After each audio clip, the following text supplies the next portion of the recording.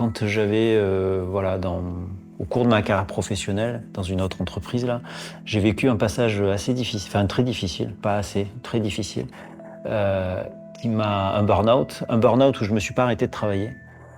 Mais j'ai été ça m'a énormément affecté. J'ai une image en fait, c'est à ce moment-là, j'avais l'impression, je m'imagine qu'on a une aura autour de nous, en fait un cercle de confiance, on va dire. Et cette espèce de cercle de confiance s'est réduit à rien du tout autour de moi, vraiment, presque ça me touchait la peau. Et donc je voyais beaucoup de choses, enfin tout ce qui m'entourait ou les relations comme une menace. Voilà, l'environnement euh, hostile, exactement, hostile. En fait, ce que j'observais, c'est des schémas répétitifs. Voilà, j'observais que dans certaines situations qui m'allaient pas, j'avais plutôt tendance à fuir voilà, à laisser ça de côté et à partir sur autre chose. Dans la prise de parole en public, je la faisais, enfin je la fais, et je la faisais à l'époque et je la vivais pas toujours très très bien. Donc c'est des palpitations, le cœur qui bat plus fort, la bouche qui s'assèche de suite, et sans trop comprendre pourquoi c'était. Quelquefois ça le faisait, et puis d'autres pas du tout, et où j'étais complètement à l'aise.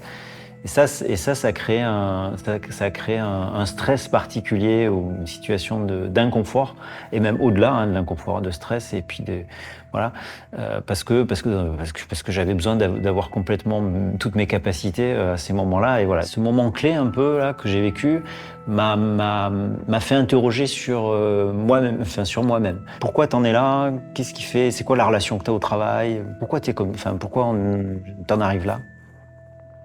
Et c'est là où j'ai commencé à lire des bouquins sur la sophrologie, sur l'hypnose. Et quand j'ai compris, je me suis dit, tiens, l'hypnose, c'est peut-être la clé, parce que finalement, il y a beaucoup de choses qui sont inconscientes. Et c'est pas parce que tu arriveras à le rendre conscient dans ta tête que tu arriveras à changer tout seul. Ce qui s'est passé, c'est que donc mon épouse a d'abord voulu entreprendre un travail sur elle-même. Et donc c'est elle qui s'est fait accompagner par Pascal. Elle est allée voir Pascal pour plein de sujets, aussi pour la partie professionnelle. Mais il y avait deux facettes. Donc elle a une histoire personnelle où voilà, elle a une certaine fragilité, on va dire. En ce qui concerne la confiance en soi, hein, mais je l'ai également, hein, c'est sûr. Et ça a créé des limites et dans sa capacité à aller de l'avant sur certains sujets, prendre plus de responsabilités dans le travail, voilà. Et donc ça, c'est ce qu'elle est venue chercher, et j'ai constaté du changement. Je la sentais beaucoup plus sûre d'elle-même, plus affirmée dans ses choix. À la maison, il y a des choses qui ont changé, donc ça m'a aussi un peu déstabilisé. Il y a souvent, en tout cas chez nous, je vais pas généraliser, mais la répartition de la charge de travail pour faire tourner la maison, etc. Donc ça lui pesait. Elle avait du mal à nous faire changer. Et en changeant elle-même, en se changeant, elle a réussi à modifier les équilibres chez nous. Et elle a réussi à dépasser des peurs, finalement, parce que au final c'est ça, c'est des peurs qu'on a ancrées en nous et qui nous limitent dans notre capacité d'agir. Et elle a réussi à briser ça. Et moi je l'ai trouvée magnifique, vraiment. J'ai trouvé ma femme magnifique quand elle se réalisait, quand elle arrivait à être plus elle-même, en fait. Et moi, je l'ai vu, j'ai vu ça. Donc ça m'a un peu perturbé, ou en tout cas, ça m'a questionné. Je le voyais pas comme une forme de courage. Je savais que j'avais des choses à faire. Je savais. Et j'avais besoin d'un accompagnement. Je l'ai essayé de le faire tout seul. Ça a plus ou moins marché. Mais voilà. Et donc, du coup, c'était l'occasion. Voilà, c'était l'occasion. Je me suis dit, tiens, voyons voir ce que Pascal a à offrir. Elle m'a fait une séance d'hypnose où on est allé voir mon moi enfant, celui qui avait 10 ans. J'ai vécu une enfance heureuse, hein, j'ai pas de traumatisme particulier, vraiment. Mais aller à la rencontre de ce moi, de ce gamin-là, l'image que j'ai encore dans la tête, ça a été énormément d'émotions en fait. Je me suis mis à pleurer de manière non contrôlée, sans trop savoir pourquoi, peut-être à la rencontre de quelqu'un peut-être que j'avais laissé de côté, le gamin qui avait envie de jouer, d'explorer, etc. et que j'avais mis un peu comme ça là, parce que ben, c'est l'adulte, il faut tracer sa voie, il faut machin. Et du coup, maintenant, c'est ça aussi que je veux faire, c'est être plus, enfin, je crois que je suis plus conscient de ce que je veux. Et du coup, le gamin là qui a envie de jouer, je le laisse jouer. D'ailleurs, c'est jouer, je pense que c'est le bon mot puisque j'ai eu la chance l'année dernière de faire partie d'une troupe de théâtre. Et donc j'ai joué comme un gamin. Donc j'ai retrouvé avec le théâtre ce moi enfant là qui avait envie de jouer. Dans la démarche, l'accompagnement, en tout cas moi, c'est ce que j'ai pris et ce que j'ai retenu de l'enseignement de Pascal.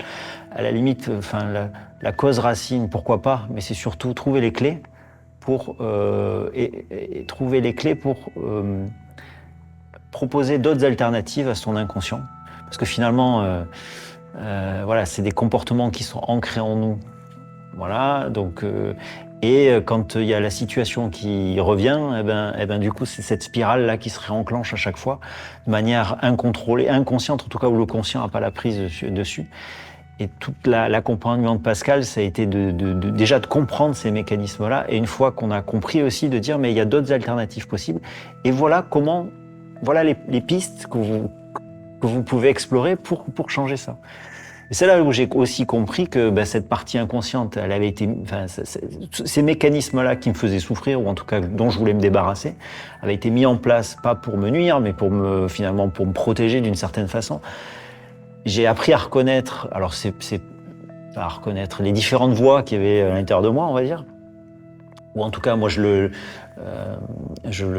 formalise, enfin, je l'imagine comme ça. Et donc, j'ai différentes personnes, en fait, enfin, différentes parties de moi dans ma tête. J'arrive à les nommer et j'arrive à reconnaître qui parle quand j'ai une situation un peu compliquée. Je me dis, ah tiens, ça, c'est l'ego qui est en train de me dire que machin. Et j'arrive à instaurer un dialogue pour dire, ok, mais j'entends, mais maintenant, c'est plutôt ça que je veux. Et laisse-moi la main sur ça. Et c'est comme ça, finalement, c'est des clés, finalement, c'est des changements un peu subtils, on pourrait dire mineurs, finalement, mais qui est très libératoire, en fait.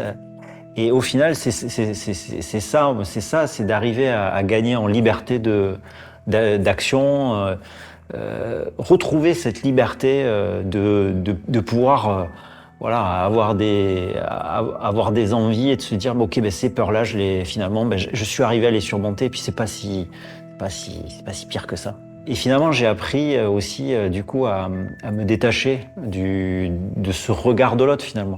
La peur du jugement, finalement, c'est quand on accorde beaucoup de crédit finalement à ce que les autres peuvent penser de nous. Et moi, j'arrive à un âge où j'ai envie de mettre tout ça derrière en fait. J'ai bien conscience du temps qui passe. Et je me dis, mais ça t'a bridé dans ta vie, ça t'a cloisonné, ou en tout cas, ça t'a empêché de réaliser certaines choses. C'est le moment de mettre ça de côté. Et tout ça, je l'ai réalisé petit à petit, avec l'accompagnement de Pascal. Au fil des séances, moi, j'ai appris à découvrir Pascal. Alors, je sais pas si ça a révélé quelque chose en moi. En tout cas, moi, j'ai l'impression qu'il y a une connexion qui s'est établie. Moi, j'ai de l'affection pour votre maman. J'ai trouvé que c'était une personne vraiment très, très, très, très attachante. Je la trouve extraordinaire dans sa façon d'accompagner les gens et moi. Hein. Quand j'en parle, j'ai de l'émotion qui arrive. Moi, je me dis que, en fait, on les appelle comme on veut, c'est des âmes ou des esprits qui se rencontrent.